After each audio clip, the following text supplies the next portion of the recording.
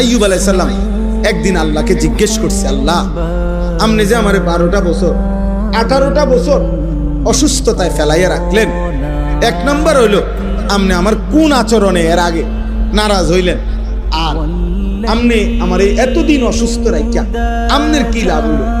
দেখো এমনি জিজ্ঞেস মহব্বত করে আইয়ুব আলাইহিস সালামকে আল্লাহ তাআলা বলছে, কিতাবে আছে আইয়ুব 70 বছর তুমি যখন সুস্থ ছিলা তুমি আমারে ডাকছো, আমার ইবাদতের হক আদায় করছো, আমি নারাজ না, কোনো বিষয়ে নারাজ না।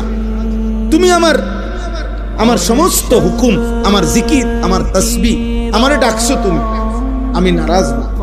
কিন্তু আমি 12 বছর কিংবা 18 বছর তোমারে যে অসুস্থ বানিয়ে রাখছি, আমি চাইছি দুঃখের সময় তুমি আমারে ডাকো কিনা। এবং আমি সাক্ষী দিতেছি আইয়ুব, এই 18 বছরও তুমি এই প্রচন্ড রোগের ভিতরেও আমারে তুমি ডাকছো, তুমি আমারে ডাকছো, আমি তোমার উপরে সন্তুষ্ট।